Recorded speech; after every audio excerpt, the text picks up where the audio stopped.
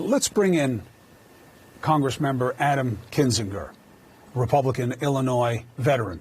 Always good to see you, Congressman. You too. Ordinarily, when we're commemorating and memorializing people who died in service to this country, I talk to you about your own service. You play a different role here now. You are being protected by this Capitol policeman. And I tell you, I have to apologize. I didn't hear you tell the story of your experience that day until recently. I should have thought to ask you about it. And it is really frightening, brother. I am sorry that you had to get to the point where you felt you had to arm yourself and think this may be it. After the events ended, what changed in you in terms of what you carry forward about that day? Yeah, I mean, it was a day that, there was so much confusion, obviously, but a day that when you look back and the dust settles, you just wonder how we got here. I mean, you look at, the mess of the Capitol, the anger, the pure evil that was being yelled at, that was being shouted at these officers, And I recently talked to one of the officers there, and he just basically relayed the whole story of what it was like to me. And he happens to be a Metro PD, which is the D.C. police. And they rushed like 800 of them here. And they defended democracy as well. And, he talked about just masses of humanity fighting against each other. He said it was basically medieval, but that they were in basically hand-to-hand combat. And you think about the sacrifice. Nobody went to work that day thinking it would end up like that.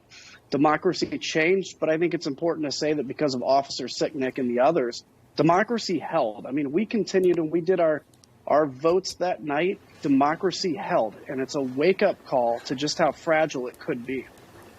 It's interesting. While you're speaking, Congressman, I just want you to know what we're seeing. We just saw the congressional leadership enter. I saw Pelosi. I saw McCarthy, obviously the Speaker of the House and a minority leader. I saw Steny Hoyer, another senior member of the Democratic ranks. Senator Schumer, obviously the majority leader now.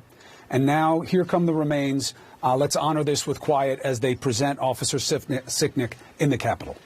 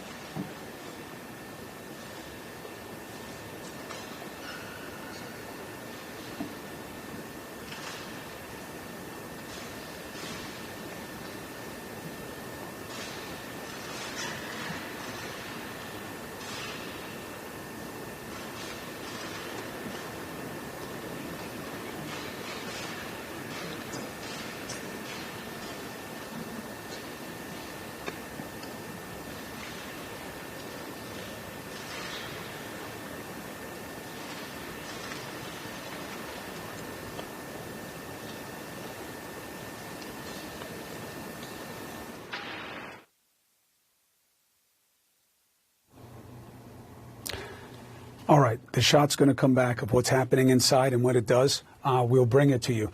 Congressman, we were watching the solemnity of this and the leadership coming together to remember what was, and yet the reality outside these walls is a complete division. I've never seen an occasion like this almost denied by half of the political membership, where they don't want to talk about January 6th. We should move on. Who really knows what it was? It kind of gets complicated with impeachment. There's nothing complicated about this. There's nothing complicated about what's happening in your party right now.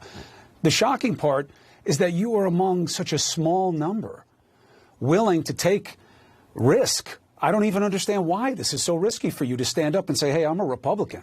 I'm the party of Lincoln, not John Wilkes Booth. You know, QAnon is not for us. The people who went that day who thought they were helping us, we got to deny them loudly. We're not about them. Why is this a challenge for you? You know, I think we've forgotten the art of leadership, or really how to lead, I guess. You know, leadership isn't always going and figuring out what the polls say and and doing whatever we need to get elected. It's sometimes leading in dark moments. It's sometimes calling out things like QAnon or saying that the idea of an election being stolen with widespread whatever is false. It's not real.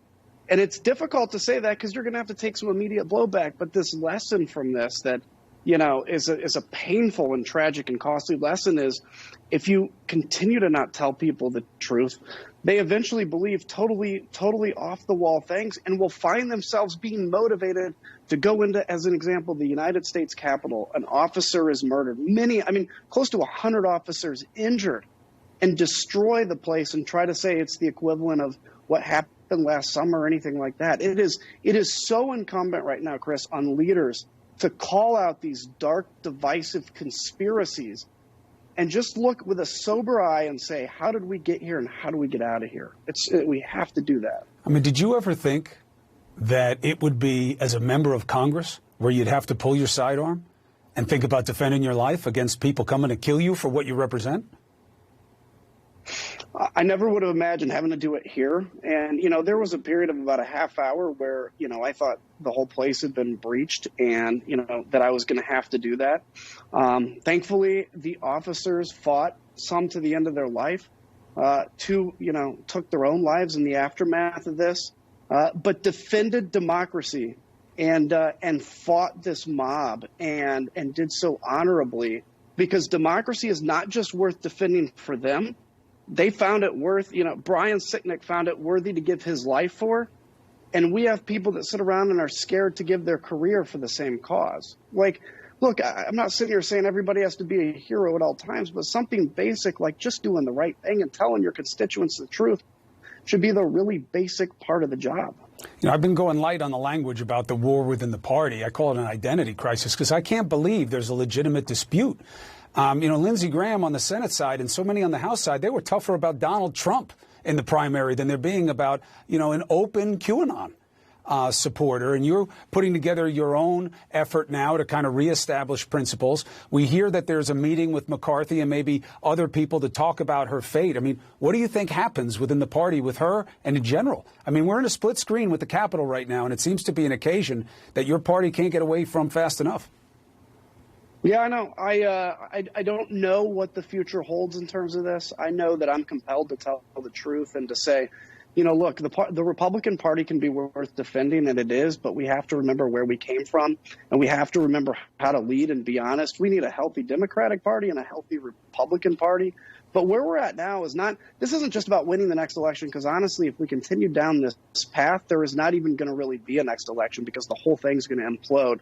So I think it's a wake-up call for some, and I hope there are some that are just, being quiet that stand up soon. But it's about painting an optimistic vision. And for, the base voter who they love their country and they believe that Donald Trump was that person to defend the country, I think we all just need to step back, look at what happened in the Capitol, look at the lies that were told and say, we can still hold to our principles. We deserve better truth and honesty to people. And it's easy to do. If you tell the truth, it's easy. You don't have to track your lies. You are not a big mouth. You're not a loud guy. You're not about histrionics. The only time I've seen you wide-eyed was when, after you guys, thank God, survived unscathed, and you went back in and did your work that night, which I thought was so brave, a little reckless, actually, but I was very impressed that you guys decided to do that so soon after this incursion. They didn't even know what was left behind. To see so many people stand up and say, I support the lie. I support the big lie. I don't want to certify the election. That's when I saw you get loud and proud about what was going on around you. How did you understand it then in the immediate aftermath of what you had to survive?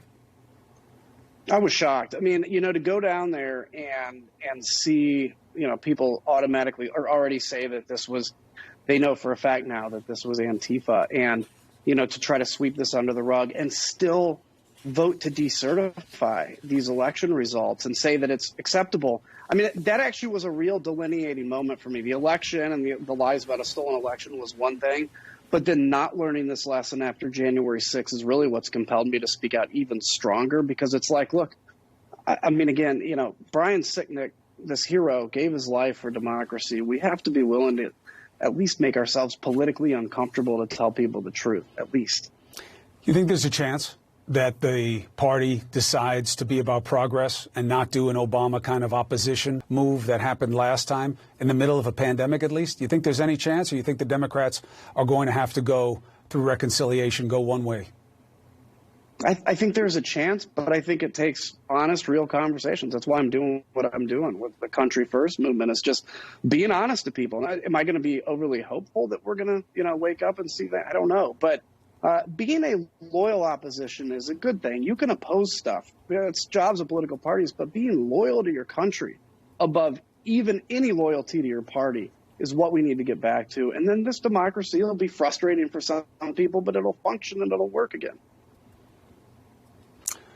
I'm just hearing in my ear, Congressman, the president has left in a motorcade from the Capitol, from the White House. He's coming to the Capitol. We're awaiting his arrival, and we will show it when he comes. It's important for him to be there tonight, and it's important for you to stand up for what you think is right. And just as a reflection of the times, it makes sense that somebody's going to primary you from a more, from an extreme part of the fringe that you had to expect, maybe anyway.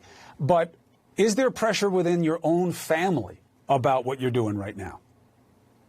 My immediate family is great, but there are some cousins of my father that sent a certified letter, a handwritten 2-page certified letter, said I was in the devil's army, among a whole bunch of other stuff.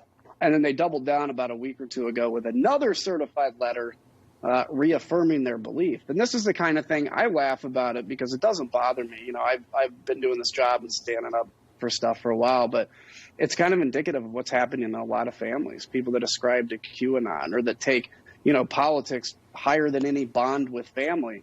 That's what we got to get away from. It's tough to survive that. And this is a human moment tonight. Brian Sicknick gave his life to defend democracy. And I'm not naive to think that this is going to be the biggest game changer, but I hope we take a moment to realize that, whether it's somebody in the military or a first responder or whoever, anywhere that have stood up to defend your right to have an opinion, we have to see the humanity in everybody now. And I think we've lost seeing the humanity in the other side, quote unquote. And that's a problem.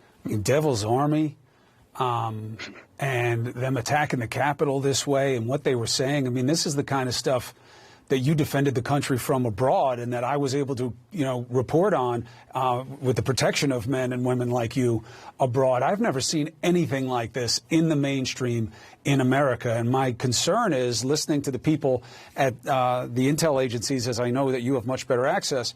They're really worried that these people, these extreme groups, have been entered into the mainstream, the bloodstream of our political dialogue and are radicalizing like never before online. I don't think that this is a one-off incident in terms of what's been opened up here. Yeah, I'm a little worried about that, too. And I think part of that is, look, we have not been pushing back aggressively enough, early enough, openly enough.